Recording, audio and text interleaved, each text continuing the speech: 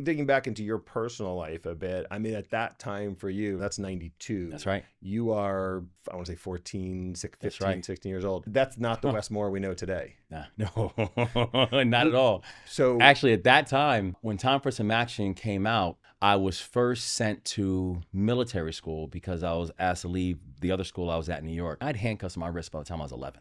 So I had a lot of challenges when I was coming up, a lot of anger issues. And my father died when I was young. My father died in front of me when I was 3 years old. And so my mother was raising me and my two sisters, had a really difficult time with it. And eventually she called up her parents, my grandparents, who lived up in the Bronx in New York. And my grandfather was a minister in the South Bronx. My grandmother was a public school teacher. Their house was barely big enough for them, but they figured out a way to make it big enough for all of us when my mom called and said she needed help.